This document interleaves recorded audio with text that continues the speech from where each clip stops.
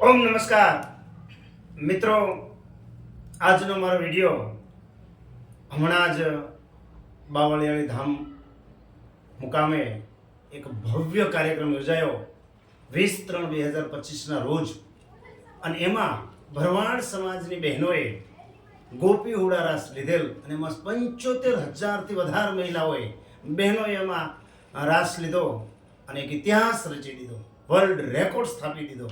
અને આ વર્લ્ડ રેકોર્ડના સાક્ષી જે કોઈ બનેલો હોય ભાઈઓ બહેનો, એ બધાને મારા જય ઠાકર, જય દ્વારકાધીશ.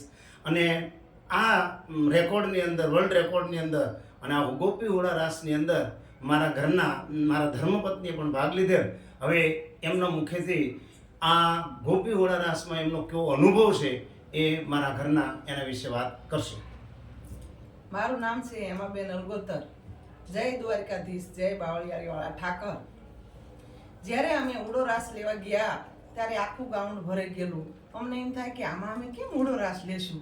ત્યારે અમને એમ થયું કે હવે અમે આગળ કેમ ઉડો લેશું.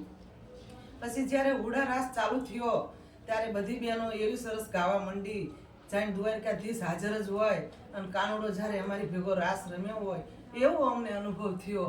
અને આખું વૃંદાવન બની ગયું, અને દ્વારકાધીશની દયાથી અમે એવો રાસ ગાયો છે અને ખૂબ મજા આવી અમને. અને મારો બાવળિયાળીવાળો ઠાકર દ્વારકાધીશ ગમે ત્યારે મારો આવો રાસ બહેનોનો ગોઠવે. અમને બહુ મજા આવી, અને ઠાકર અમને આવીને આવી મનોકામના પૂરી કરે. જય બાવળિયાળીવાળા ઠાકર. મિત્રો, અને આજના વિડીયોના માધ્યમથી હું યોગ સાથે જોડાયેલ છું. 25 વર્ષથી યોગ નિયમિત કરું છું અને સમાજને યોગ સંદેશ આપવા માંગુ છું મિત્રો. કારણ કે યોગથી પહેલું સુખ તે જાતે ન રહ્યા. આ શરીર તંદુરસ્ત રહેવું જોઈએ, તંદુરસ્તી યોગથી મળશે મિત્રો. અને મારી ચેનલની અંદર યોગ, આયુર્વેદ અને આધ્યાત્મિકતાને લગતા વિડીયો જોવા મળશે.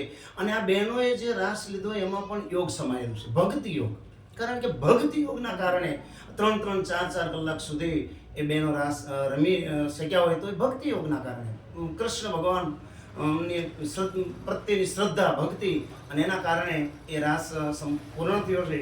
અને ખરેખર મિત્રો, આવી રીતે કોઈ પણ માણસની વાત કરું છું કે તમે જેને માનતા હોય નિયમિત મંદિરે જાઓ અને ભક્તિ કરો તો તંદુરસ્તી પણ તમને મળશે. અને મારી ચેનલની અંદર 170 ઉપર વિડીયા છે. ઘેર બેઠા તમારે યોગ કરવા હોય તો પણ તમે આ વિડીયો જોઈ કરી શકશો. મારી ચેનલનું નામ છે યોગ સંજીવની જગમાલભાઈ, અને નિયમિત યોગ કરી તંદુરસ્ત જીવન જીવી શકશો. પહેલું સુખ તે જાતે નિરાંત, શરીર તંદુરસ્ત રહેવું જોઈએ. આ યોગથી શરીર આપણું તંદુરસ્ત રહેશે. અમે બંને પણ નિયમિત યોગ અને પ્રાણાયામ કરીએ છીએ અને તંદુરસ્ત જીવન જીવીએ છીએ. એકાધીશ.